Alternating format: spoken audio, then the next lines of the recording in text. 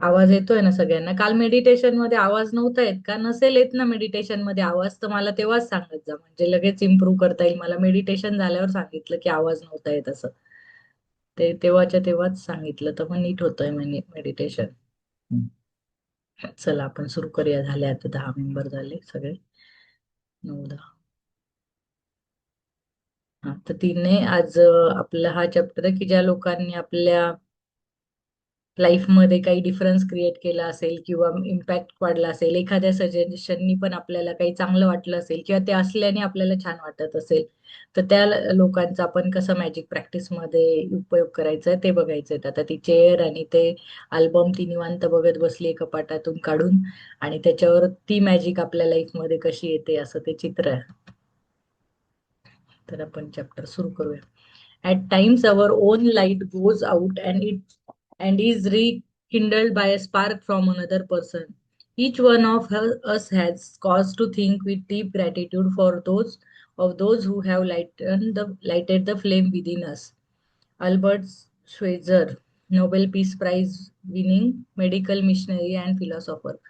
तर तो एवढं नोबेल प्राइज विनर आहे, तरी पण तो तेच सांगतोय, कधी कधी आपली लाईट जाते म्हणजे काय, आवर ओन लाईट गोज, म्हणजे आपण आपलीच लाईट डिम होते, म्हणजे आपण डिप्रेस फील करतो किंवा सॅड फील करतो, एकटं लोनली असतो. तेव्हा कोणीतरी येतं आपल्या सोबत आणि ते आपला परत आपल्यात ते स्पार्क जनरेट करत होतो. अनदर पर्सन येऊन आपल्याला चांगलं फील करून देतो किंवा त्याच्या नुसतं असण्याने आपल्याला छान वाटतं. कधी कधी तो काहीतरी म्हणतो की टेन्शन नको घेऊ, की मी तुझ्यासोबत आहे, एवढ्या 2 शब्दांनी किंवा त्याने असल्याने पण आपल्याला जरा थोडस बरं वाटतं. तर मग आपण त्या सगळ्या लोकांचं आठवण करायची आणि त्यांच्याबद्दल खूप कृतज्ञता, आभार व्यक्त करायचे आज आपल्याला, की त्यांनी आपल्यातली ज्योत जागवली, लाइटेड द फ्लेम विदिन अस. तर काही जण टीचर पण असतात आपले, तर एक शब्द त्यांनी बोललेला असतो आयुष्यात आपल्याला मोटिवेट केलेलं असतं, तर आपलं पूर्ण लाईफ पण बदलून टाकतात. किंवा कोणी आपल्यात असं 2 4 शब्दच असे बोलतात की आपल्यातली ती आग असते ती सगळी जागृत करतात आपली धडपड, किंवा आपल्याला जे गायडन्स देतात. तर आपल्याला एक दिशा मिळून जाते कोणाच्या एका शब्दाने, एका बोलण्याने. आणि कधी कधी आपल्या घरात पण कोणी आजूबाजूला असेल की त्यांच्या असण्याने पण आपल्याला ते असले तर बरं वाटतं, कधी आपण डिम झालो, कधी लाईट मूड ऑफ झाला तरी. तर अशा लोकांसाठी आपण खूप जास्त कृतज्ञता व्यक्त करायची की ते लोक आपल्या लाईफमध्ये आहेत म्हणून. The every one of us has received help, support, or guidance from other people at particular times in our life when we needed it most. Sometimes another person alters the course of our life through their encouragement, guidance, or just being there at the right time. तर आपल्याला आता आपण magic book का करतोय? कारण आपल्याला काही ना काही गोष्टीमध्ये निगेटिव्हिटी आहे, म्हणजे जसं पैशात आहे, हेल्थमध्ये किंवा रिलेशनशिपमध्ये. आपण खूप मोठ्या स्तरावर नाही गेलो सगळ्याच रिलेशनशिपमध्ये, पैशात, हेल्थमध्ये, म्हणजे आपण ती निगेटिव्हिटी मध्ये आहेच कुठेतरी ना. तर आपल्याला असे लोक पाहिजे ना आजूबाजूला, की जे आपल्याला पॉझिटिव्हिटी भरतील, आपल्याला सपोर्ट करतील, गाईड करतील, हेल्प करतील. आपण आजूबाजू असे लोक असतात काही काही वेळेस आपल्याला, की ते आपल्याला गॉसिप करायला खूप मदत करतात, निगेटिव्ह बोलायला मदत करतात, कोणातही दोष काढायला मदत करतात. किंवा असं नाही का, म्हणजे असं काही पॉझिटिव्ह बोलूच शकत नाही, किंवा न्यूज असतील, इकडच्या तिकडच्या गप्पा रिकामट्या, ज्याच्याने आपल्या लाईफमध्ये काहीच इफेक्ट होणार नाही, असे गप्पा मारणारे किंवा आपल्या डोक्यात काहीतरी चुकीचे विचार भरवणारे लोक खूप असतात. चुकीचं गायडन्स करणारे, की असं कर तसं कर, किंवा बदल्याच्या भावनांनी, दुःखांच्या भावनांनी अशा आजूबाजूला लोक खूप असतात. पण जे लोक आपल्याला आपल्याला आता मॅजिक बुक प्रॅक्टिस का करतोय आपण, की आपल्याला असे लोक लाईफमध्ये पाहिजे जे आपल्याला हेल्प करतील, सपोर्ट करतील, गाईड करतील. आणि ते आपल्याला गुड न्यूज देतील आपल्या लाईफमध्ये, की आता आपल्याला लाईफमध्ये, तर समजा तुझं प्रमोशन झालं, ही गुड न्यूज कोण देईल? बॉस देईल, किंवा आपला कलिग देईल, किंवा कोणी हायर मॅनेजमेंट देईल, कोणी आपल्याला प्राइज देईल, की हे अचीव केलं तू ते कर.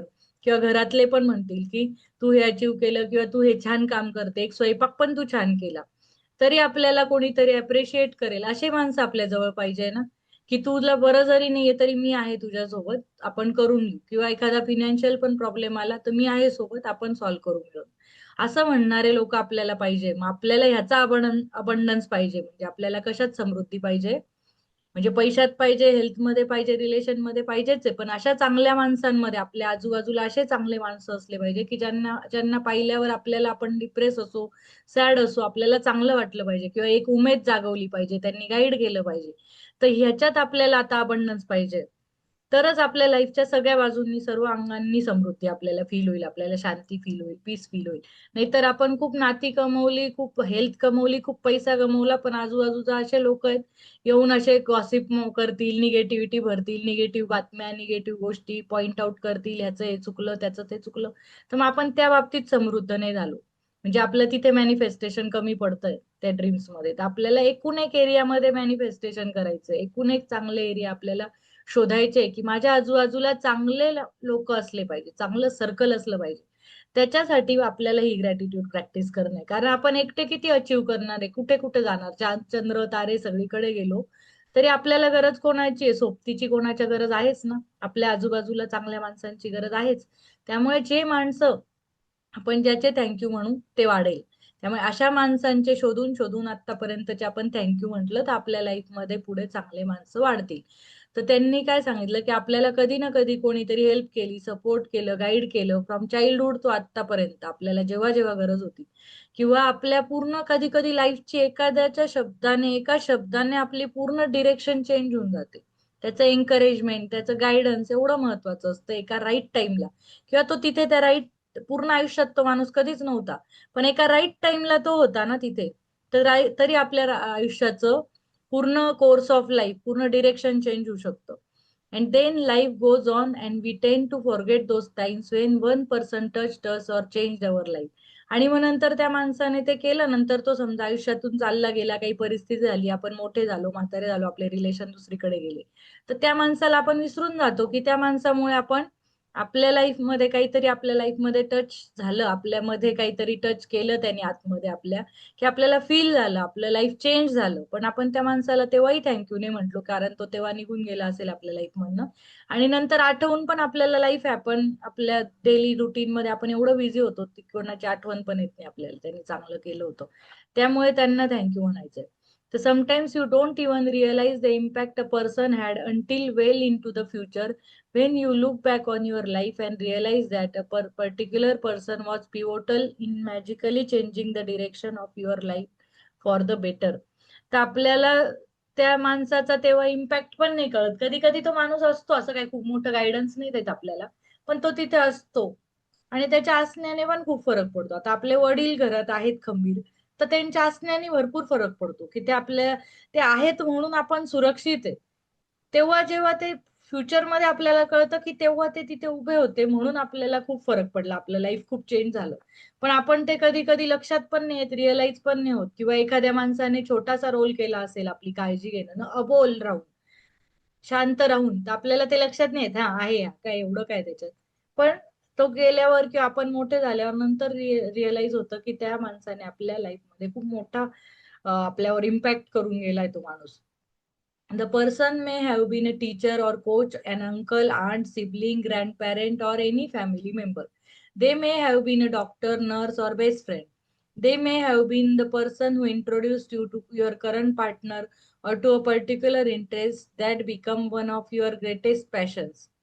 तर आता तो माणूस कोणी पण असू शकतो, टीचर असू शकतात, कोच असू शकतात, अंकल आंटी, सिबलिंग, भाऊ बहीण, ग्रँड पॅरेंट्स, आपले आजी आजोबा, एनी फॅमिली मेंबर.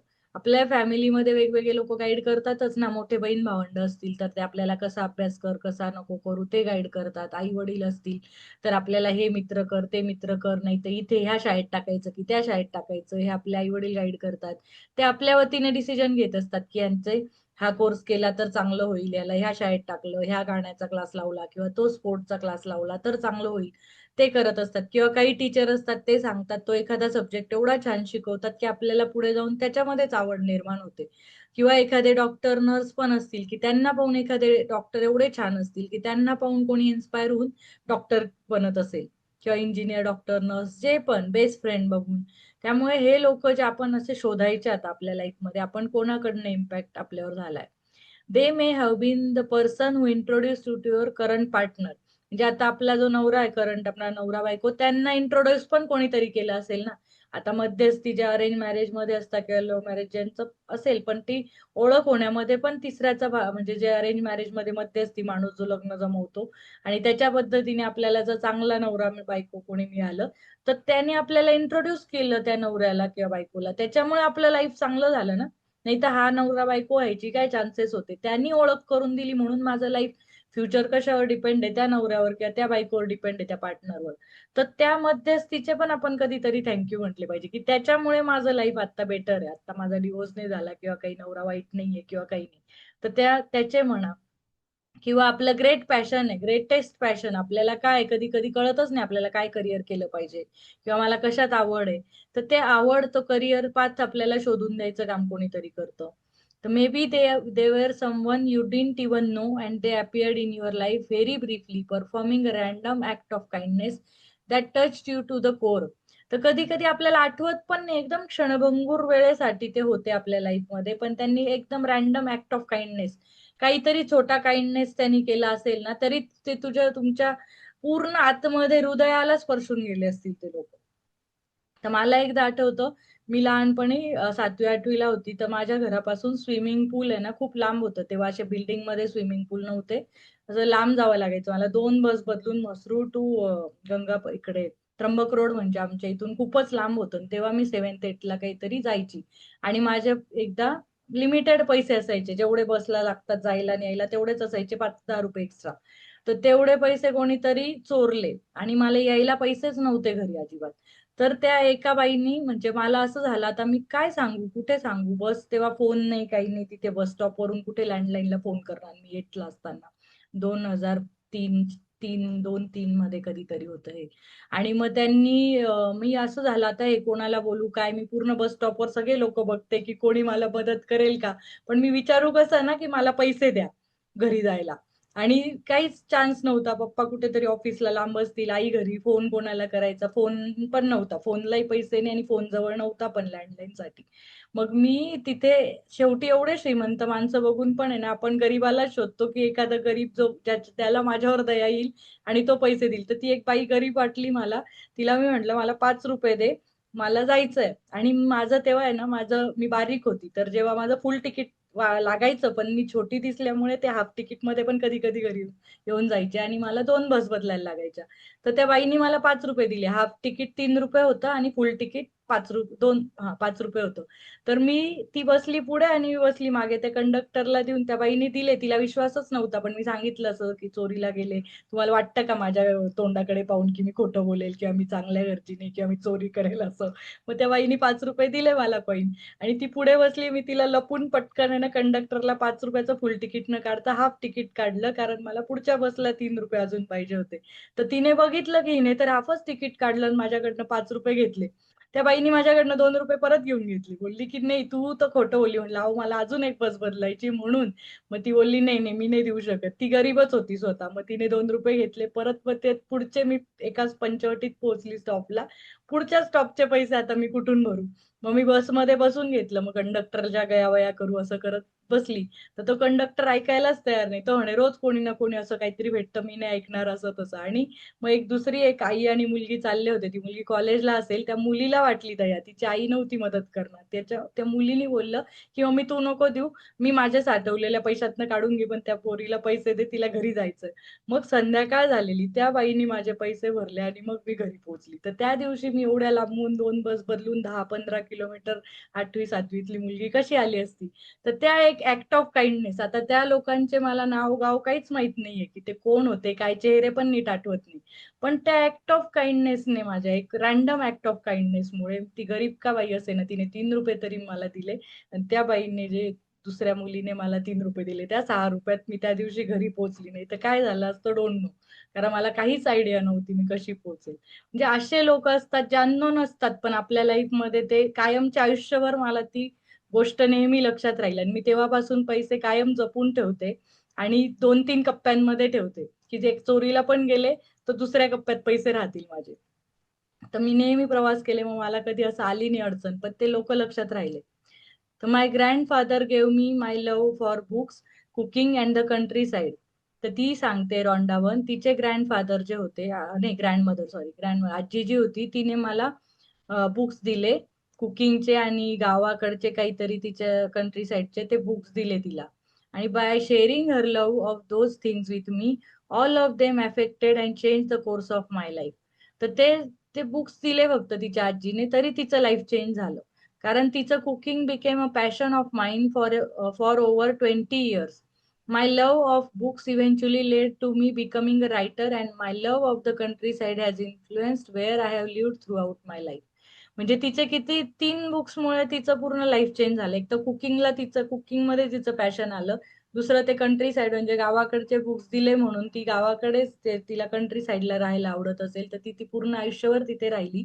आणि दुसरं ते बुक्स वाचून मग तिला बुक्स लिहायची इन्स्पिरेशन झाली. मग ती रायटर झाली आणि तिने आपल्याला एवढी मोठी देणगी दिली की किती बुक्स लिहिले तिने. Secret, magic, power, hero, the great secret, beyond the greatest secret.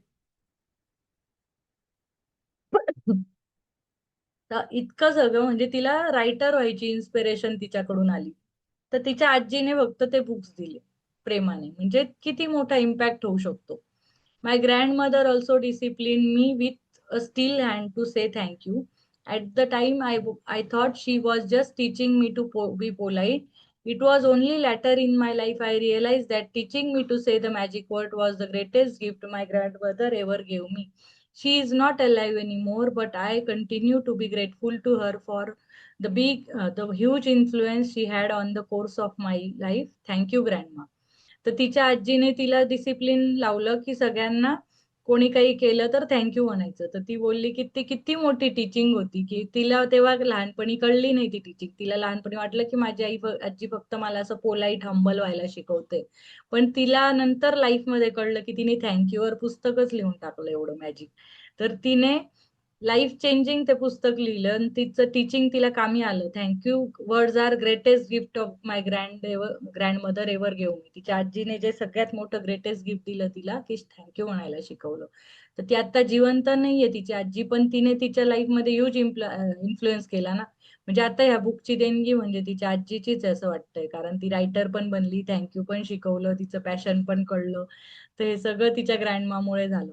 आता माझी आजी लहानपणी होती, तिला दमा होता, ती खूप आजारी असायची. खूप आजारी म्हणजे तिला दर 2-3 महिन्याला ऍडमिट करावं लागायचं आणि तिला रात्री झोप पण नाही यायची. पण ती जस्ट होती, बसून आमच्याकडे फक्त लक्ष द्यायची. ती होती घरी म्हणून माझी आई आई जॉब करत होती.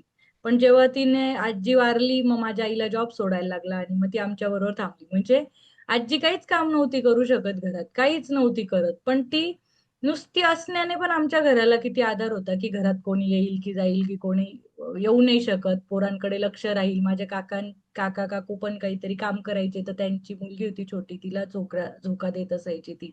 म्हणजे फक्त एक माणूस घरात प्रेझेंट आहे तर किती लाईफ चेंज होतो. मग माझ्या आईचा कायमचा जॉब सुटला, ती घरी राहिली आणि आमच्याकडे लक्ष म्हणजे ती चांगली गोष्ट झाली. पण एका माणसाच्या जस्ट प्रेझेन्सने तिचं करिअर होतं माझ्या आईचं, आणि जस्ट ती वारली तर माझ्या आईचं करिअर पण गेलं. म्हणजे एका माणसाच्या काही काम जरी नाही केलं, तो बसून जरी असला मुलांकडे बघत, तरी ती खूप मोठी हेल्प होते. आणि म्हणजे लाईफमध्ये आपला टर्निंग पॉइंट येऊन जातो एका माणसाच्या असण्याने आणि नसण्याने. ती पूर्ण फॅमिली वेगळी होऊन जाते. तर today you are going to think about the magical people who have impacted your life. Find a quiet place alone sometime during the day today. Sit down and think of 3 extraordinary people who have made a difference in your life.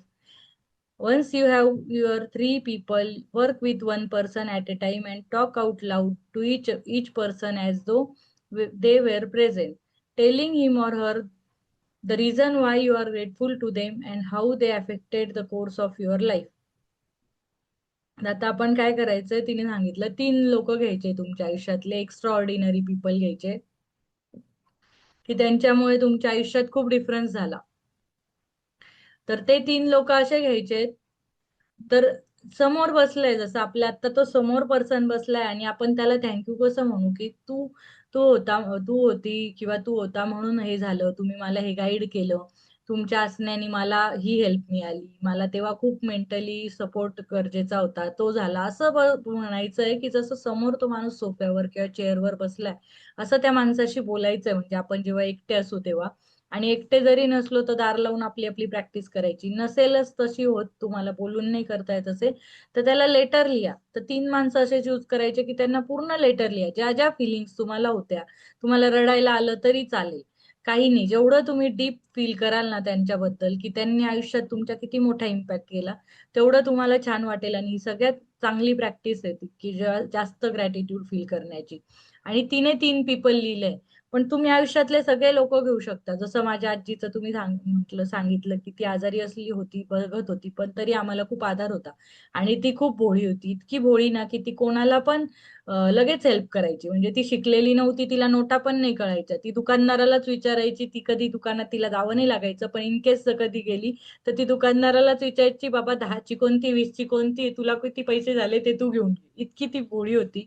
आणि ती कोणाला पण जेवू घालायची. जर कोणी भिकारी आलं, कोणी रस्त्यात ते विकणारे ते सुया पोतवाल्या पूर्वी बायका यायच्या, कुरमुरेवाले यायचे, तर ती त्यांना पण जेवू घालायची. तर माझ्या आजीकडनं पण मी तो काइंडनेस शिकली. प्लस आजोबांकडनं, आजोबा माझे खूप पंक्च्युअल होते, खूप टाइम पाळणारे होते, कडक शिस्तीचे होते.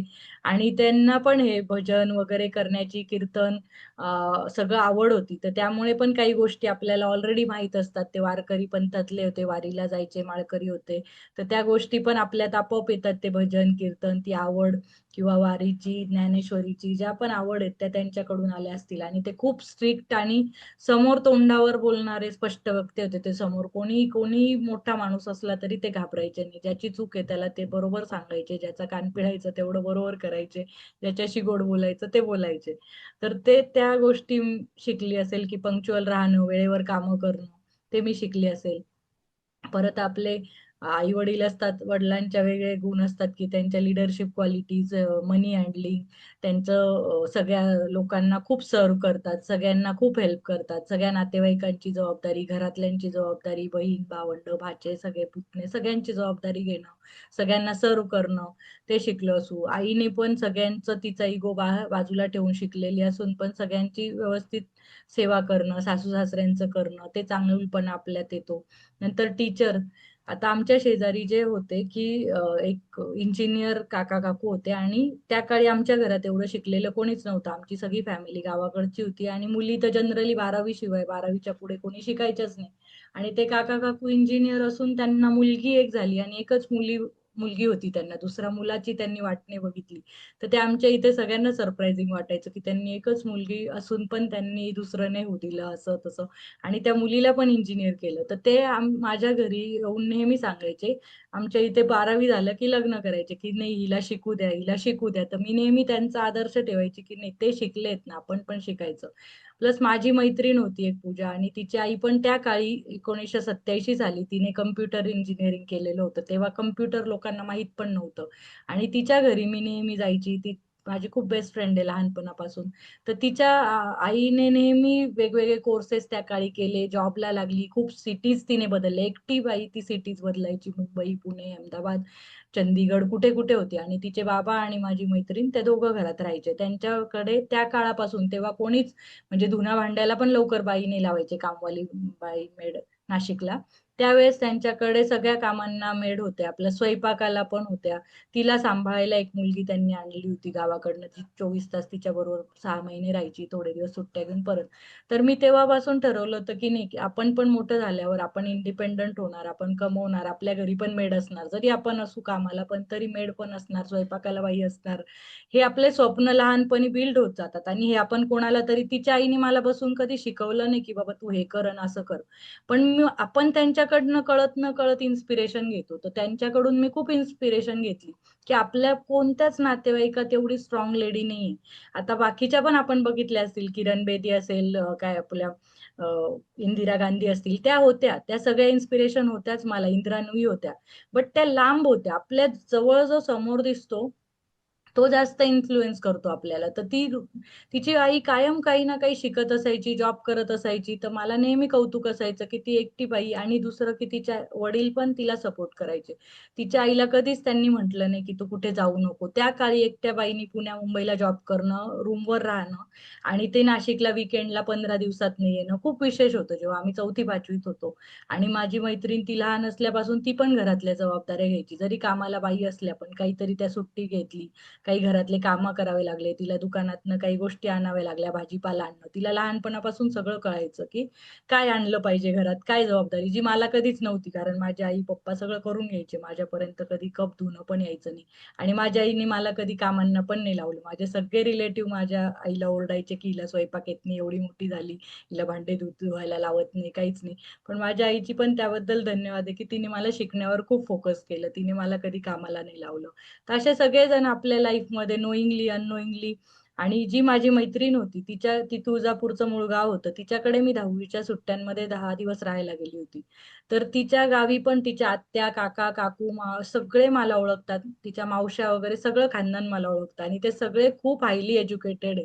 तिचे आजोबा त्या काळचे वकील होते, आजी काहीतरी हिंदी पंडित होती. म्हणजे असे सगळे. तर मी त्यांच्याकडनं इन्स्पिरेशन घ्यायची, की आपल्या फॅमिलीत एवढं शिकलेलं कोणी नसेल ना, पण आपण अशी फॅमिली क्रिएट करायची, की जिथे सगळे तेवढे शिकलेले असतील. तर त्यामुळे असं आपल्याला, आणि त्या लोकांना माहित नाही, की मी त्यांच्याकडनं इन्स्पिरेशन घेतली असेल की नाही. पण मला माहिती आहे, की मी त्यांच्याकडून इन्स्पिरेशन घेतली. तर मग I should be thankful for those people for making impact in my life. तर आपण असे शोधून शोधून, तिने जरी 3 सांगितले तरी आपण लिस्ट करू शकतो. खूप लिस्ट करू शकतो. मोठी लिस्ट आहे. आणि तर लहानपणापासून एक टीचर पण घेतला ना, 10वी काय पूर्ण कॉलेजपर्यंत अजूनही टीचिंग आहेच आपलं. कोणी ना कोणी शिकवतच आपल्याला. बॉस असतील, शेजारचे, पाजारचे, नातेवाईक, कोणीतरी एक सजेशन देतं. तर त्या सगळ्या गोष्टी आपण लिहित गेलो ना एकेकाचे धन्यवाद, तर आपल्याला आजूबाजूला आपल्या चांगले लोक वाढतील. त्यांचे धन्यवाद का करायचे आपल्याला? कारण आपण त्यांचे केले तर जे ज्याचे धन्यवाद केले ते वाढणार. तर आत्ता पण आपल्याला गायडन्सला लोक भेटतील, सपोर्टला लोक भेटतील, अडीअडचणीला लोक मिळतील, इन्स्पायर करायला, आनंद, हॅपीनेस शेअर करायला लोक मिळतील. त्यामुळे आपण त्या लोकांचं शोधून शोधून एका एक पॉइंटला आपण एक एक पॉइंट जरी त्यांचा असला चांगला, तरी आपण करायचे. सगळे काका, काकू, आत्या, मावश्या, आजी, आजोबा, टीचर्स, शेजारचे, बाजारचे, फ्रेंड्स, त्यांचे आई वडील, कोणी इन्फ्लुएन्स केला, अननोन माणसांनी हेल्प केली असेल. आता मी जे सांगितलं, की माझे पैसे चोरीला गेले आणि ते अननोन लोकांनी मला हेल्प केली. असे लोक तुम्ही शोधले तर तुम्हाला आत्ता पण अननोन लोक मिळतील, की जे तुमची हेल्प करू शकतात. तर make sure you do this magical practice with all 3 people in the one session. आणि हे एकत्र, जेव्हा तुम्हाला व्यवस्थित वेळ असेल तेव्हाच प्रॅक्टिस करायची आहे. कारण ना तुमच्या फिलिंग्स व्हायला लागतात आणि आपण मग दुसरं अचानक सोडतो आणि मग दुसरं काम करायला जातो. मग आपला फ्लो तुटून जातो, परत ती फिलिंग नाही येत. तर जेव्हा तुम्हाला एकांत वेळ असेल, निवांत वेळ आहे, की आता म्हणजे सगळे कामं करून मी बसलीये, तेव्हा घ्या आणि मग तेव्हा ती लिस्ट करा. आणि तुमचा ब्रेन असे असे माणसं आठवेल ना, की जे माणसं तुम्ही विसरून गेले होते, की हे माणसं मी का आठवतोय, मला हे लक्षात तरी होते का कधी थँक्यू म्हणायला. आणि ठीक आहे, त्या काळी आपण त्या लोकांना समोर थँक्यू नाही म्हटलो, पण एनर्जी लेवलला सगळ्यांना सगळं पोहोचतं. आता तुम्ही थँक्यू म्हटलं तर कुठे त्यांना छान पण वाटू शकतं. म्हणजे त्यांना का छान वाटतं अचानक, नाही का, आपल्याला मध्येच छान वाटतं, तर मे बी त्यांना मध्येच छान वाटेल. कोणी काही आठवण काढली, थँक्यू म्हटलं, ते त्यांना नाही कळणार, पण त्यांना छान वाटेल एनर्जी लेवलला. तर because it will take your feeling of gratitude to a far deeper level. तर ही ग्रॅटिट्यूडची फिलिंग आहे ना, जेव्हा लोक आठवून लिहू आपण, ते आपल्याला खूप डीपली घेऊन जाईल, आपल्याला सबकॉन्शियस लेवल पर्यंत आपल्याला हॅपीनेस फील होईल. तर if you split up this magical practice through out the day, you will not feel the same depth of gratitude nor receive the single magical result. जरी तुम्ही split केली ना, तिने काय सांगितलं, तुकडे तुकडे करून जरी प्रॅक्टिस केली, आता अर्धे लोक लिहिले, दुपारी अर्धे लिहिले, संध्याकाळी 2-4 लिहिले, तर तुम्हाला ती फिलिंग येणार नाही. तुमचा डेप्थ पूर्ण मनाच्या, हृदयाच्या कोपऱ्यात गहराईपर्यंत तुम्हाला जर फील करायचंय आणि असे मॅजिकल रिझल्ट तुम्हाला फास्ट फॉरवर्ड करायचे, ती मॅजिक लवकर आणायची आहे, तर तुम्हाला डेप्थ मध्ये जावं लागेल, ती प्रॅक्टिसच्या हृदयापर्यंत जावं लागेल. तर त्याच्यासाठी तिने सांगितलं, की तुम्ही ते करा आणि एकाच वेळेस करा, एकाच वेळेस, तुकड्या तुकड्यामध्ये ही प्रॅक्टिस नाही करायची आहे. तर here is an example of what you might say. आता तिने एक्झाम्पल दिले. सारा, I want to thank you for the time that you encouraged me to follow my heart. I was lost and confused that day, and your words touched me and lifted me out of despair. Because of what you said, I found the courage to follow my dream, and I moved to France to work as an apprentice chef. I am living my dream, and I couldn't be happier. All because of what you said to me that day. Thank you, Sarah. तर तिची कोणीतरी सारा friend असेल की कोण असेल माहित नाही, त्या जी रॉन्डा बंचची, तिने त्या साराला लिहिलंय की मला तुला खूप थँक्यू म्हणायचंय की तू मला एनकरेज केलं, मला मोटिवेशन दिलं, मला प्रोत्साहन दिलं की माझं हार्ट फॉलो करू, म्हणजे माझा जी इच्छा आहे ती फॉलो करू. I was lost and confuse that day. तर मी लॉस्ट झाली होती, कन्फ्युज होती, मला समजत नव्हतं मी काय करू. आणि तुझे शब्द माझ्या हृदयाला स्पर्शून गेले आणि त्यांनी माझं कन्फ्युजन दूर केलं. जे पण तू म्हटली त्या दिवशी, तर मला इतकं छान वाटलं की मी स्वप्न पूर्ण करू, तेच पूर्ण करू. आणि मग ती तिच्यासाठी फ्रान्सला मूव्ह झाली आणि तिने अप्रेंटिसशिप शेपची जी आहे ती घेतली आणि तिचं ड्रीम ती जगायला लागली. आणि जर ती सारा तिला बोलली नसती तर ते झालं पण नसतं. कधी कधी आपल्याला 4-5 ऑप्शन असतात, आपल्याला माहित असतं, पण ते ऑप्शन घेऊन आपण तिथे किती वेळ बसून राहतो त्याच कन्फ्युजन मध्ये, आपल्याला तिथून बाहेरच पडता येत नाही. कधी कधी आपलं असं चक्रव्यूह आपण अडकतो ना, की आपल्याला दिसतात ऑप्शन पण आपल्यात ती शक्ती नसते किंवा आपल्याला ते दिसतच नाही काही. तर तो रस्ता दिसत नसतो, तर कोणाच्या एका शब्दाने पण आपलं असं कन्फ्युजन दूर होऊन जातं. म्हणजे कधी कधी वाटतं हे तर मलाही माहित होतं, मलाही दिसत होतं, पण ती क्लॅरिटी त्याच्या वर्ड मध्ये. आता हे मॅजिक बुक जे आपण करतोय सगळं तुम्हाला माहितीच आहे, पण तरी ते मी बोलल्यावर की आपण इथे इंटरॅक्ट करून एकत्र ग्रुपमध्ये बोलतोय, तर ते परत आपल्याला जसं आठवतं आणि आपण वागतो, तसं कोणाच्या तरी एका शब्दाने आपण मूव्ह होऊन जातो. All because of what you said me that day, thank you Sara. तर ती म्हणली त्या दिवशी जे बोलली त्याच्यामुळे मी माझं ड्रीम लाईफ जगते, तर त्याच्यासाठी ती थँक्यू म्हणते. तर it's very important that you say the reason why you are grateful. नुसतं थँक्यू सारा असं नाही म्हटली ना ती, तिने पूर्ण एक पॅराग्राफ लिहिला की ती का बरं थँक्यू. तर आपण का ग्रेटफुल आहे, का थँकफुल आहे, ते पूर्ण एक एक पूर्ण पॅरा लिहा, लेटर लिहा. जेवढं लिहाल ना, तुमचं पूर्ण हार्ट ओतून द्या त्या लेटरमध्ये, जेवढ्या तुम्हाला फिलिंग येतील. मराठी, हिंदी, इंग्लिश, मराठी मिक्स, जी बोली भाषा आहे, ज्या भाषेला इम्पॉर्टंट नाहीये, तुम्हाला काय निबंधामध्ये मार्क्स नाही कमवायचे, त्याच्यामुळे ज्या भाषेत तुम्हाला जसं बोली भाषेत कम्फर्टेबल असेल तसं लिहा. पण इतकं डीप फिलिंग करून लिहा ना, डोळ्यातनं अश्रू आले तरी चालतील, पण पूर्ण मनोभावे लिहा आणि थँक्यू म्हणा त्या माणसाला. And you can't say too much. Instead, the more you say and the more you feel, the more amazing the result. तर तुम्हाला काय वाटतं की मी जास्त करून देईल का? नाही. ग्रॅटिट्यूड कधी जास्त होतो का? कधीच नाही. आपण पाप एवढे केलेत तर आपल्या ग्रॅटिट्यूड त्या मानाने क्षुल्लक आहे. त्यामुळे आपण कंप्लेन जेवढ्या डोंगऱ्या एवढ्या केल्या तर त्यामुळे ग्रॅटिट्यूड कधीच जास्त होत नाही. तो जेवढा जास्त लिहिला, 10 पानही लिहिला, तर तो काही वाया जाणार नाहीये. तर जेवढं तुम्ही फील कराल, जेवढं जास्त कराल, तेवढं अमेझिंग रिझल्ट येणार आहे. You will see the magic explode into your life from doing this practice. It numbers among the most powerful acts of gratitude you can ever perform.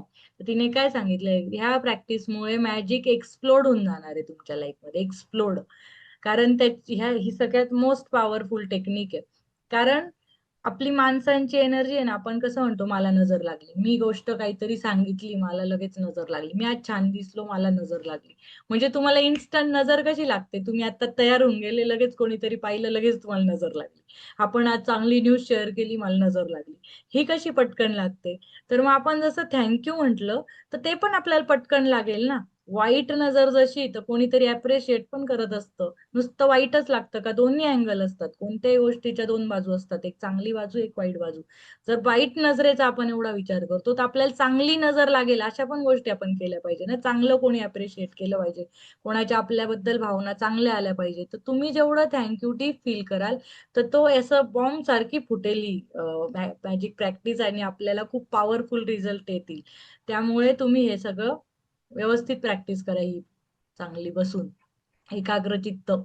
If you are not in a position to talk out loud, then you can write down your words to each person and address them as though you are writing a letter.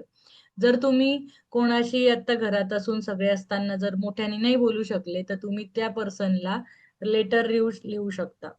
आणि जर तुम्ही एकटेच असाल बसून, तर मोठ्याने बोलून बोलून पण म्हणा की थँक्यू. तिने जसं लिहिलंय, थँक्यू सारा, तू होती म्हणून माझं असं झालं, मी तो डिसिजन घेतला, मी कन्फ्युजन मध्ये होती, तू जे बोलली त्याच्यामुळे मला मोटिवेशन वाटलं, मला प्रोत्साहन दिलं, त्याच्यामुळे मी फ्रान्सला जाऊ शकली, अप्रेंटिसशिप करू शकली, माझं ड्रीम जगू शकली, तुझ्यामुळे शक्य झालं, थँक्यू सारा. तसं आपल्याला म्हणायचंय. तर मग आता आपण इफ यू आर म्हणजे असं आपल्या लाईफमध्ये असतंच ना कोणीतरी की ज्यांना बघून आपण मोटिवेट होतो. काही काही क्षण असे असतात जेव्हा आपण खूप तुटलेलं असतो, त्या कोणीतरी असतं की ज्याच्यामुळे आपण उभं राहतो परत. तर ते तसं त्याला समोर म्हणून इमॅजिन करून म्हणायचंय की तुमच्यामुळे मी झाले, तुमच्यामुळे मी राहिले, जी मी आज आहे जिथे उभी आहे ती तुमच्यामुळे येते, ते आपण म्हणू शकतो.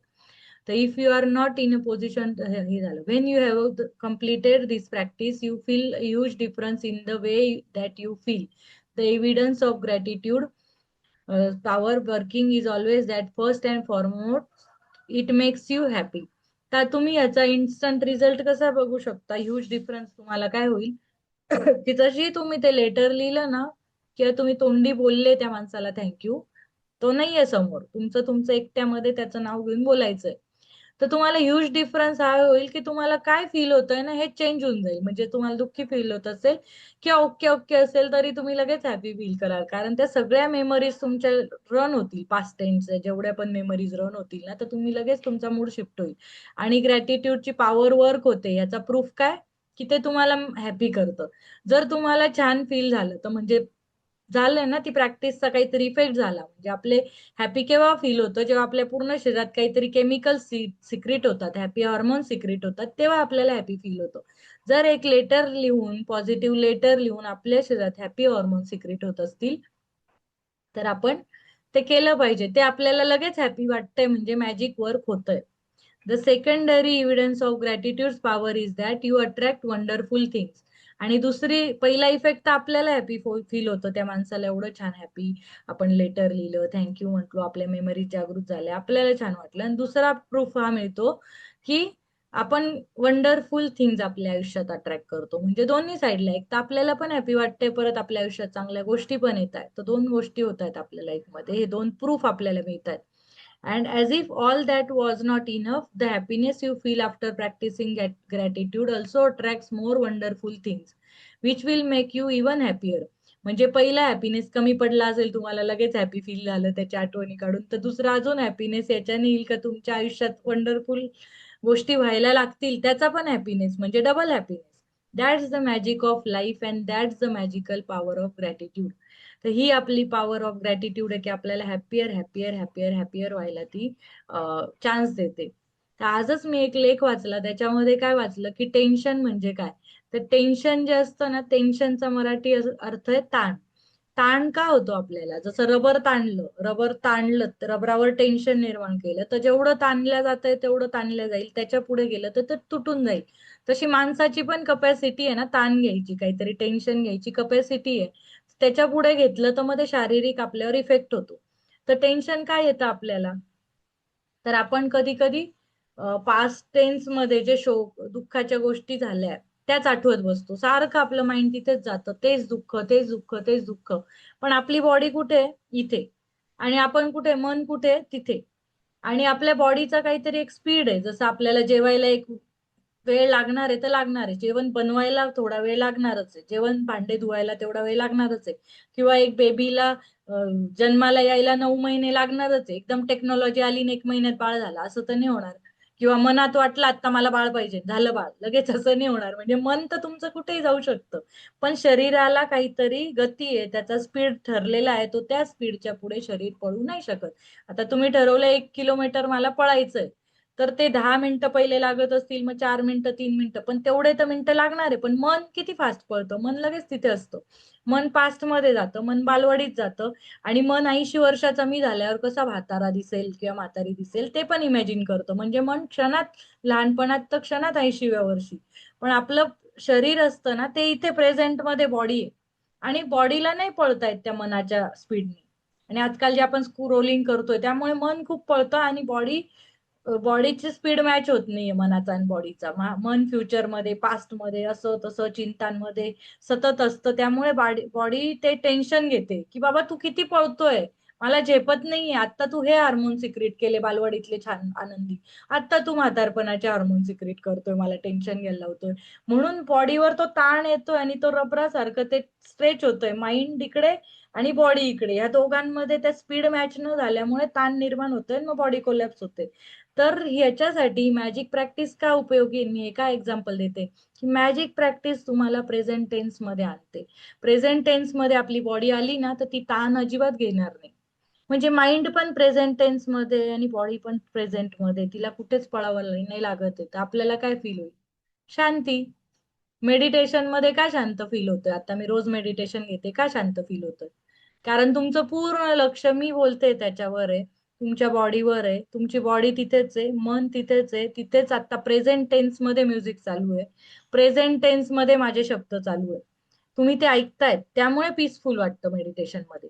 आणि ते तुम्हाला सेशन मध्ये का पीसफुल नाही वाटत आहे? कारण सेशन मे बी सगळ्यांनी कॅमेरा ऑफ करून इकडे स्वयंपाक करताय, कोणी पोरांना सांभाळतंय, कोणी काहीतरी कामं करत ऐकतंय. त्यामुळे सेशन मध्ये पण पीस नाही फील होणार. आणि जेव्हा तुम्ही बसून छान एकाग्र मेडिटेशनला डोळे बंद करता, श्वासावर लक्ष देता, मंत्रावर लक्ष देता, माझ्या बोलण्यावर लक्ष देता, म्युझिकवर देता, तुम्हाला शांत वाटतं. बॉडीचा ताणतणाव का कमी होतोय? कारण मन पळतंय. आणि ही मॅजिक प्रॅक्टिस आपल्याला प्रेझेंट टेन्स मध्ये त्या क्षणी त्या वेळेवर घेऊन येते आणि बॉडीचा ताण कमी करते आणि तिथे आपले हॅपी हॉर्मोन सिक्रेट होतात. म्हणून ही मॅजिक प्रॅक्टिस करायची. आपल्याला वाटतं आपलं हे थँक्यू थँक्यू म्हणायचं बुके, बाकी काही नाही. पण तसं नाहीये. खूप सायंटिफिक आहे, खूप बॉडीचा रिसर्च आहे त्याच्यावर. त्याच्यामुळे हे सहजासहजी असं टाइमपास म्हणून घेऊ नका. त्याच्यामध्ये आपण श्वासावर ध्यान का द्यायला लावतात लोक मेडिटेशन मध्ये? त्या श्वासावर लक्ष आल्यावर आपलं माइंड पण तिथे येतं, बॉडी पण तिथे येते आणि आपण पीसफुल, शांत, तणाव फ्री, स्ट्रेस फ्री फील करतो. मंत्र जे म्हणतो 108 वेळा आपण ती माळ जपतो, तेव्हा पण आपण त्या मंत्रावर, त्या माळीवर असतो, तिथे प्रेझेंट टेन्स मध्ये राहतो, व शांत फील करतो. परत दुसरे यज्ञ, याग, पूजा, आरती जे पण करतो, जिथे पण आपण प्रेझेंट टेन्स मध्ये राहू. आणि म्हणून याची लिहायची प्रॅक्टिस आहे. कारण आपण लिहिताना, ग्रॅटिट्यूड लिहिताना, थँक्यू लिहिताना, लिहिता लिहिता तुम्ही पास्ट टेन्स मध्ये जाल का?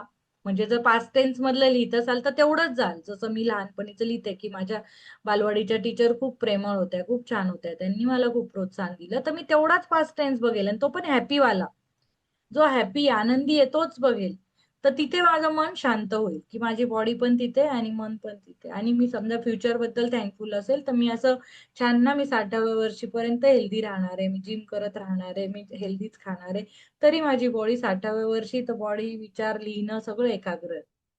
त्यामुळे तो फोकस आहे ना, तुम्ही त्या बॉडीचा आणि माइंडचा असं ताणू नका. घडीत कुठे, घडीत कुठे, खूप विचार, टेन्शन, अँझायटी त्याच्यामुळे येते. आणि मॅजिक प्रॅक्टिस आपल्याला ती प्रेझेंट टेन्स मध्ये आणते.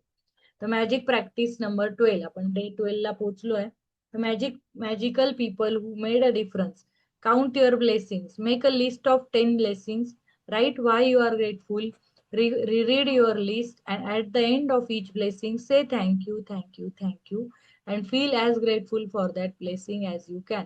तर सकाळी उठल्यावर आपली रोजची प्रॅक्टिस आहे 10 गोष्टी लिहून खूप डीप ग्रॅटिट्यूड आता आपल्याला फील झाला पाहिजे. तर find a quiet place alone sometimes during a day today and make a list of 3 people who made a difference in your life. आता आपण एका ठिकाणी बसून, शांत बसून, 3 लोकांचं डिटेलमध्ये लेटर लिहायचंय किंवा बोलायचंय समोर व्यक्ती बसलेत असं, की त्यांनी आपल्याला आयुष्यात काय इम्पॅक्ट केला. आणि मी म्हणेल हे थ्री थ्री पीपल तर ठीकच आहे, पण आपण एकेकाचं हे लिहायचंय, लिस्ट काढायची आहे. लहानपणापासून एक एक नाव लिहायला काही वेळ नाही लागत. आणि त्यांचा एक एक गुण तरी लिहायचा, 1 2 3 4, तुम्ही जास्त लिहू शकता पण कमीत कमी एक तरी लिहायचंय की, एक मिनिट हा, 4 एक लिहायचंय की कसं कसं तुम्हाला इफेक्ट होतोय, म्हणजे काय त्यांनी हेल्प केली, काय लाईफवर तुमच्या केलं. असे 100 लोकांचे आपण जे थँक्यू म्हटले होते ना, तसंही म्हणू शकता. तेवढेच तुम्हाला जास्त हे होईल ना, जास्त हॅपी फील होईल, जास्त लवकर स्वप्न पूर्ण होईल. आपलं काही तोटा तर नाहीये त्या लोकांना आठवल्यावर. आणि असंही रिकामट्या गोष्टी तर आपण खूपच आठवत असतो, काही आठवत असतो, काहीतरी असं टेन्शनवाल्या गोष्टी आठवतच असतो. त्यापेक्षा चांगल्या गोष्टी आठवा, चांगले लोक आठवा, चांगल्या मेमरीज क्रिएट करा, तसेच आपल्याला फ्युचरमध्ये येतील. तर work through the list of 1 person at a time and while talking out loud tell each person the reason why you are grateful for them and exactly how they affected the course of my life.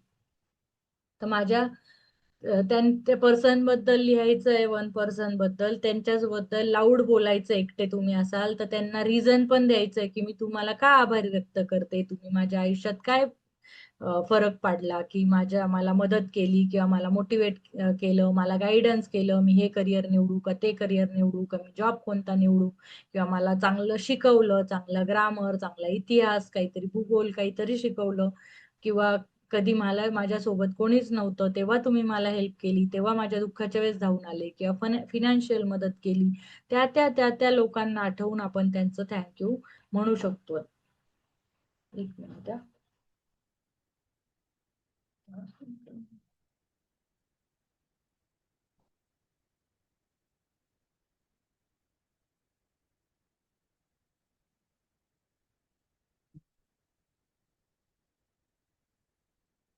आता मी तेच example देते. मी लहानपणी पण एक क्लासला, आमच्या इथे class लावायची काही गरज नव्हती, पण असंच ती होता एक क्लास म्हणून असं आपण जातो, एक आवड म्हणून गेली होती मी, आणि नंतर ते चांगलं वाटलं मी कंटिन्यू केलं. चौथी पासून मी, जी मैत्रीण होती माझी पूजा तिच्यासोबत, आणि एक दुसरा एक दुर्गेश त्यांच्या बिल्डिंग मधला एक होता, तर तिघच जण आम्ही होतो, की तिघच त्या ताईच्या क्लासला होतो. आणि ती काय ताई होती, इंजिनियर होती ती, पण तरी ती ताईला घरी तिची मुलगी छोटी होती आणि ती सिव्हिल इंजिनियर होती. तर नाशिकला त्या काळी सिव्हिल इंजिनियर गर्ल्स असल्यावर एवढे जॉबच्या ऑपॉर्च्युनिटी नव्हत्या एकदम 25-25 वर्षापूर्वी. तर ती ताईने घरात क्लास सुरू केले, कारण तिची मुलगी 2.5-3 वर्षाची होती. तर तिच्या क्लासला पहिले आम्ही तिघच होतो. तर त्या ताईला इतकं पॅशन निर्माण झालं, की लहान मुलांचे मी क्लास, नुसतं ती सिलेबस नाही घ्यायची, तर ती इतकं जास्त त्यांना द्यायची ना, म्हणजे सगळे तिचं म्हणणं होतं की त्यांना संस्कार दिले पाहिजे. तिला देशभक्ती, आजकालची जी पिढी तयार होते, जनरेशन, त्यांना व्हॅल्यूज दिले पाहिजे, ते चांगली पिढी घडली पाहिजे.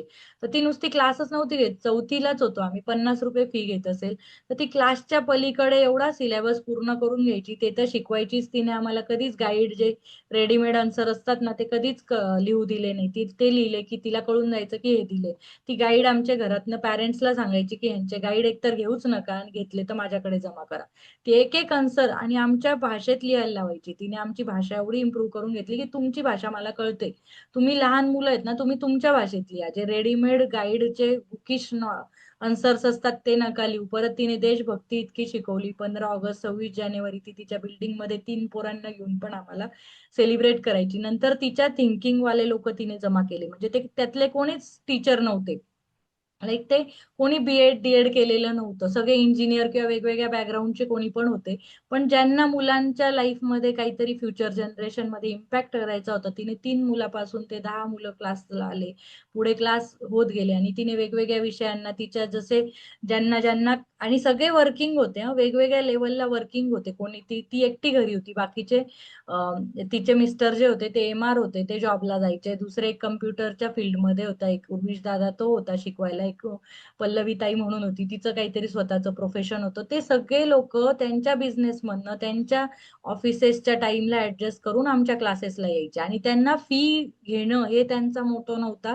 त्या लोकांचा नेक्स्ट जनरेशनला आम्ही काय व्हॅल्यूज देऊ, हा हा मोठा होता.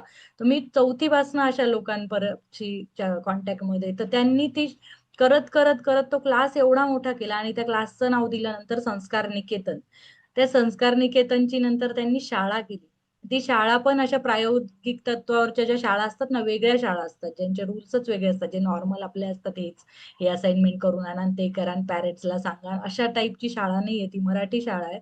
आणि ती नाशिकलाच आहे, ती अजून पण तिथे आहे. आणि ते एक पीएचडी भोसला मिलिटरी स्कूलमध्ये, त्या कॉलेजमध्ये शिकवणारे पीएचडी टीचर होते, प्रोफेसर होते, ते पण तिथे कॉलेजचं ते सगळं अरेंज करून आम्हाला शिकवायला यायचे. सगळे वेळात वेळ काढून येत असायचे. म्यूट करा, म्यूट कोणाचं झालंय. तर त्या लोकांनी आमच्या लाईफमध्ये खूप इम्पॅक्ट आणला, की ते लोक कोणीही डीएड बीएड न करता पण त्यांना मुलांना शिकवायची एक आशा होती, आणि त्यांनी त्याची शाळा केली, आणि ती अजून पण चालू आहे. आणि ते उन्हाळ्याच्या सुट्टीत तिथे राहायचं हे घेतात, शिबिर घेतात 10 दिवस, जिथे मी मागच्या वर्षी इरायला पाठवलं होतं. तर ते इतके सुंदर व्हॅल्यूज देतात ना, की म्हणजे छानच होतं आणि त्या गोष्टींचा माझ्यावर जो प्रभाव आहे मे बी त्याच्यामुळे मला पण असं आता शिकवायला म्हणजे चांगला इम्पॅक्ट लोकांच्या लाईफ मध्ये आणला पाहिजे. इन्स्पिरेशन तिथून आहे. आणि ते काका आता मागच्या वर्षीच आता मागच्या 2-4 महिन्यापूर्वी ते काका अचानक अटॅकने वारले. म्हणजे ज्यांनी पहिला आमचा क्लास सुरू केला होता त्या ताईने, तिचे मिस्टर. तर ते त्यांनी मला म्हणजे आम्हाला 5वीला जेव्हा इंग्लिश होतं, इंग्लिश स्टार्ट झालं, तर मला एटचं स्पेलिंगच यायचं नाही. एट मध्ये EIGHT होतं, तर GHT का असेल असं मला अजिबात पटायचंच नाही ते एटचं स्पेलिंग. बाकी सगळे स्पेलिंग आवडायचे, मला एटचं यायचंच नाही आणि मला ते आवडायचं नाही म्हणून लक्षातही नाही राहायचं. तर त्या काकांना मी बर्थडेचं चॉकलेट दिलं होतं माझ्या. ते बोलले ज्या दिवशी तुला 1 to 10 स्पेलिंग पूर्ण येईल ना, मी त्या दिवशीच ते खाईल. आणि मग मला कितीतरी 2-4 दिवसात, आठवड्यात ते स्पेलिंग आले असतील आणि मी त्यांना म्हटलं घ्या, तर ते बोलले नाही, आता तुला स्पेलिंग आलं ना, ते चॉकलेट तूच खा. म्हणजे इतका छोटासा इम्पॅक्ट असतो. त्यांच्या इन्स्पिरेशननी मी ते 1 to 10 स्पेलिंग पाठ केले असतील आणि त्यांच्या गोष्टींमुळे आपल्याला कोणाला तरी लाईफमध्ये चांगलं करायची इन्स्पिरेशन झाली. म्हणजे हे असे असे त्या लोकांनी माझ्या लाईफमध्ये जो इम्पॅक्ट केलाय ना, देशभक्ती असेल, चांगले व्हॅल्यूज असतील, न्यू जनरेशनला कसं घडवलं पाहिजे. तर मला पण तसंच वाटतं, आपल्या मुलांना आपण पहिले घडवलं पाहिजे. तर मग ह्या ज्या व्हॅल्यूज त्या येतात ना, त्या लहानपणी मधूनच येतात. ते 3री-4थी पर्यंत आपल्या जे ब्रेनमध्ये जे टीचर्स जो इम्पॅक्ट टाकतात, जे घरचे टाकतात, जे नातेवाईक आपल्यावर इम्पॅक्ट करत असतात, तर त्या सगळ्या लोकांची एक एक माणसाची आज आपण लिस्ट काढायची आहे आणि आपण ते सगळ्यांना थँक्यू म्हणायचं आहे. आज मोठी लिस्ट होणार आहे. तर आपली सगळ्यांची काढा आणि थँक्यू थँक्यू म्हणत राहा त्यांना. चला आता आपण एक मेडिटेशन घेऊया. आज महाशिवरात्रीच्या सगळ्यांना शुभेच्छा. आणि एक मूवी आहे, तुम्हाला एक नाव देते. तो मूवी तुम्ही बघितला ना, बघितला तर बघू शकता. इंग्लिश मूवी आहे तो, इट कुड हॅपन टू यू म्हणून मूवी आहे. मी नाव देते ग्रुपमध्ये, तो तुम्ही बघा नक्की. त्याच्यामध्ये ते माणसं इतके हेल्प करतात ना, स्वतःच्या बियॉन्ड जाऊन कसे हेल्प करतात आणि त्यांच्या लाईफ मध्ये मग काय मॅजिक होतं हेच त्यांनी सांगितलंय.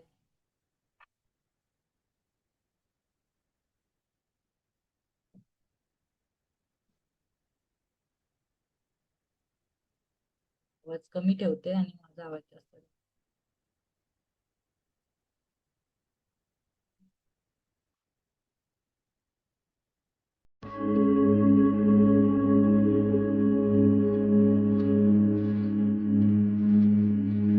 थोडे मिनिट घ्या.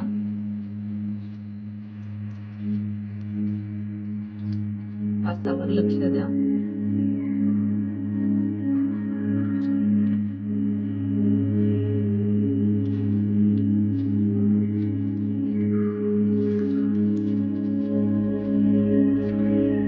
मोठा श्वास घ्या पोटापर्यंत, पोट फुगेल असा श्वास घ्या. रोखून धरा थोडासा.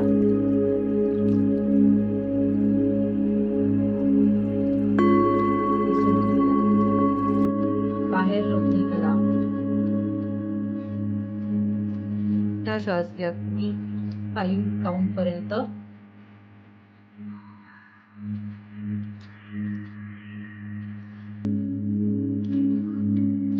काउंट पर्यंत मोठा श्वास सोडा.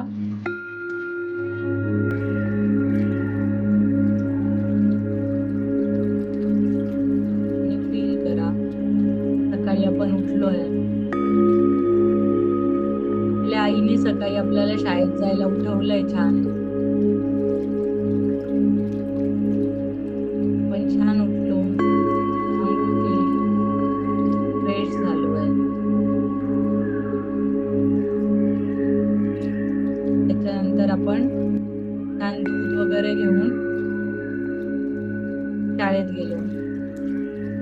आपल्या आईने आपल्याला डबा करून दिला, त्यामुळे आपण तिचे धन्यवाद. तिने आपल्याला खूप छान संस्कार दिले, घरचं मायेचं जेवण खाऊ घातलं, त्याबद्दल धन्यवाद.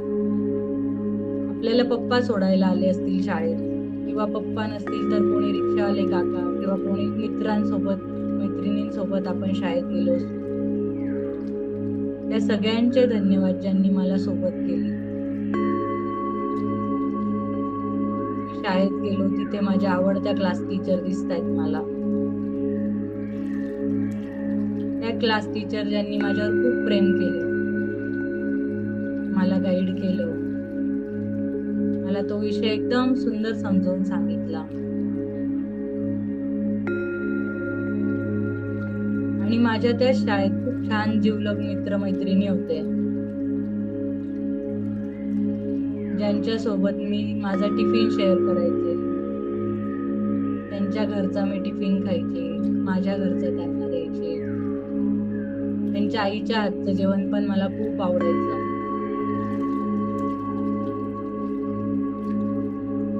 आमच्या शाळेतले जे शिपाई काका काकू होते ते की बेल वाजवायचे वेळेवर, मधली सुट्टी झालीये, शाळा भरलीये, ते वेळेवर ते वाजवायचे म्हणून आपण वेळेवर जायचो, वेळेवर यायचो. त्या काकांचे धन्यवाद. शाळेत सगळ्या ज्या टीचरने आपल्याला छान छान विषय शिकवले त्या सगळ्यांचे धन्यवाद.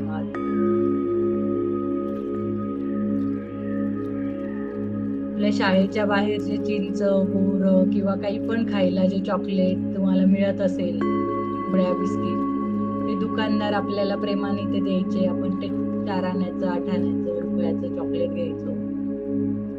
ते सगळ्या त्या काका काकूंना, त्यांच्या घराला, त्या पेंटवाल्या आजी, त्यांना धन्यवाद. आपण येता येता घरी बरीच मजा करत यायचो. मित्रमैत्रिणींसोबत उन्हाडक्या करत जे घरी यायचो, ती मज्जा करत यायचो. त्या सगळ्या मित्रमैत्रिणींना धन्यवाद. माझ्या लहानपणीचा आनंद तुम्ही शेअर केला माझ्यासोबत. घरी आल्यावर माझे जे पण बहीण भावंड होते, आम्ही सोबत मस्ती केली असेल, एकत्र जेवलो, एकत्र खेळलो, एकत्र टीव्ही बघितला, भांडणं केले, आई पप्पांना न सांगता खोड्या केल्या. ते सगळे त्या भावंडांना पण आपले धन्यवाद. त्यांनी आपल्याला खूप, आपलं चाइल्डहुड खूप छान केलं, मेमोरेबल केलं.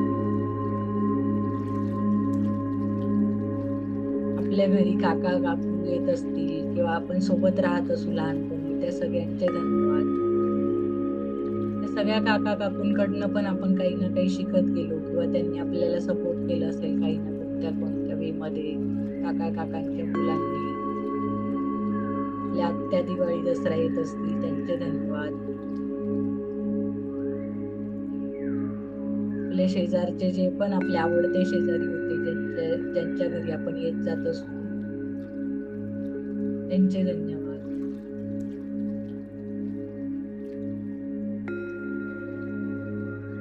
आपले जे आवडते नातेवाईक घरी येत होते लहानपणी, ते आपल्याला घरी खाऊ घेऊन यायचे.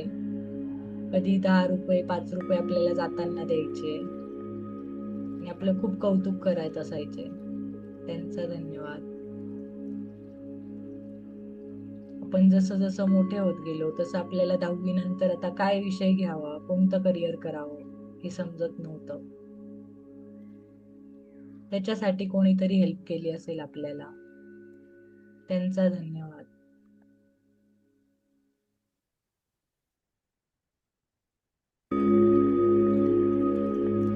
आपल्याला 11वी 12वीला कॉलेज माहित नव्हतं, त्या कॉलेजमध्ये आपल्याला ज्यांनी पण मदत केली, कसं असतं, काय, कुठे जायचं, कोणती लायब्ररी, कुठे ऍडमिशन घ्यायचं, कोणता सब्जेक्ट घ्यायचा, कोणती ब्रांच घ्यायची, कोणते क्लास लावायचे, ते सगळं ज्यांनी शिकवलं त्या सगळ्यांचा धन्यवाद.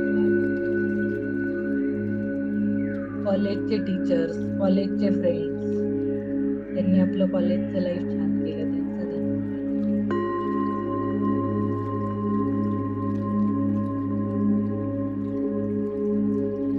आपल्या लाईफ मध्ये खूप अडीअडचणीच्या परिस्थिती आल्या असतील, आपण पूर्ण तुटून गेलेलो असू, तेव्हा आपल्याला कुठेच रस्ता दिसत नव्हता, आपण पूर्ण रडवेले झाले असतो, तेव्हा आपल्याला कोणीतरी आधार दिला असेल, त्यांचा धन्यवाद.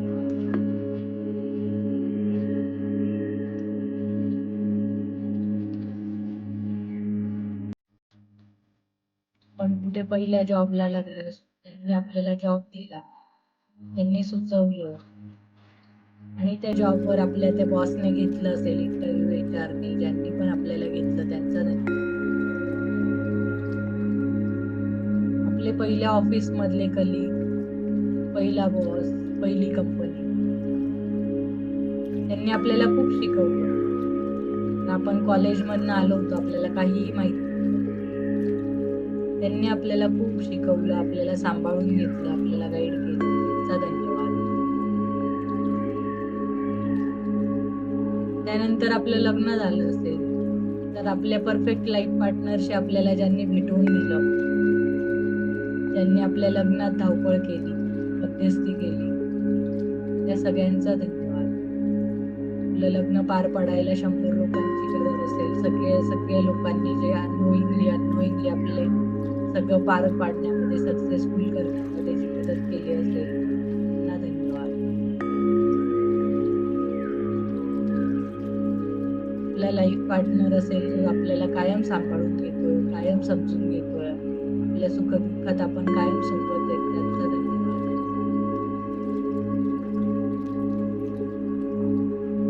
आपले सासू सासरे, आपले सासरचे नातेवाईक, आपली सासू, सख्या सासू, चुलत सासू, ज्या पण आहे, ज्या आपल्याला जीव लावत असतील, आपल्याशी चांगलं बोलत असतील, आपण आजारी पडल्यावर 2 घास भरवत असतील, त्या सगळ्यांचे धन्यवाद. आपण नंतर आई बाप झालो असलो, आपले लहान मुलं झाली असतील, लहान मुलांनी पण आपल्याला नवीन आपल्यात काय आईपण किंवा वडीलपण ते आपल्याला दिलं आणि आपल्याला खूप शिकवलं, त्याबद्दल धन्यवाद. आपल्यात किती शक्ती आहे, आपण किती एक स्वतःची जबाबदारी घेऊ शकतो, सासरची आणि लहान मुलाची घेऊ शकतो. त्यांनी जेव्हा आपल्याला आई बनवलं तेव्हा आपल्याला कळलं की आपल्यात किती शक्ती आहे, ती आपल्याला जाणीव झाली, त्याबद्दल. आपल्या मुलांनी आपल्याला खूप शिकवलं की त्यांनी वेगवेगळे प्रश्न विचारले, त्यांनी वेगळा जगाकडे बघायचा नवीन आपल्याला दृष्टिकोन दिला, ते धन्यवाद. आणि परत त्यांचे पहिले पाऊल चालताना, त्यांचं वॅक्सिन देताना, परत त्यांना शाळेत टाकताना पण आपले परत लाईफ जगतोय असं आपल्याला वाटतंय, ते त्या नवीन अनुभवांसाठी धन्यवाद.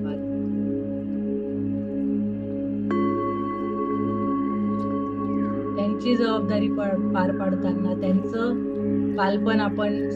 बालपण पण जगतोय त्यांच्या रूपात आपण आपलं, आणि दुसरं आपण आपल्या आई वडिलांचं पण पण अनुभवतोय की आपल्या आई वडिलांनी ते कसं केलं असेल.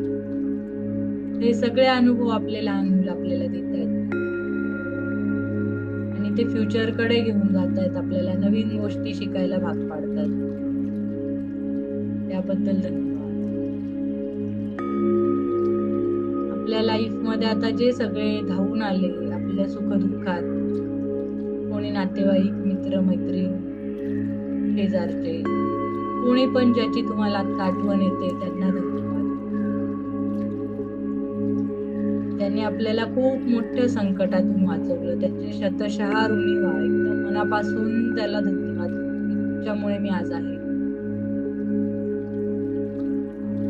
त्यांनी तुमच्या लाईफच्या खूप मोठ्या मोठ्या टर्निंग पॉइंटवर हेल्प केली आहे, त्या सगळ्यांचे धन्यवाद. मोठ्या टर्निंग पॉइंटवर हेल्प केलेली आपल्याला लक्षात राहतात, पण छोट्या छोट्या गोष्टी करणाऱ्यांनाही लक्षात आपण घेतलं पाहिजे. त्यांनी छोट्या छोट्या हेल्प केल्या असतील आपल्याला, फक्त ते प्रेझेंट असतील तिथे, त्याच्यामुळे पण आपल्याला खूप हेल्प झाली असेल, त्यांचा धन्यवाद.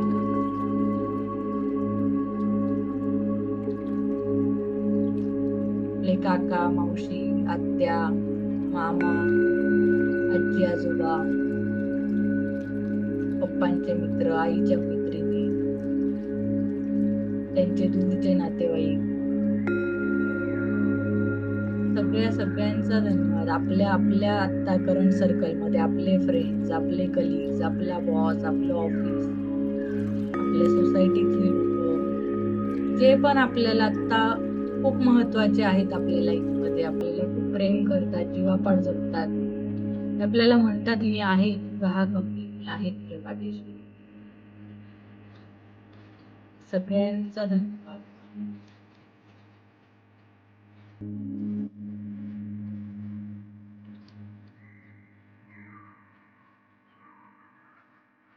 असं लक्ष द्या.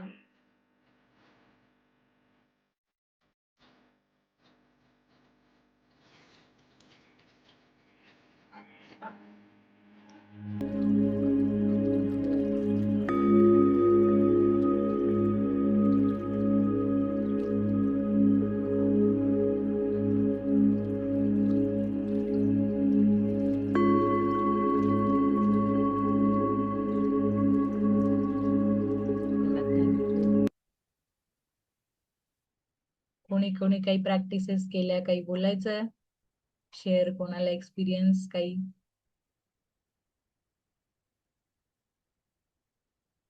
आज सगळ्यांचा फराळाचा टाइम झाला असेल.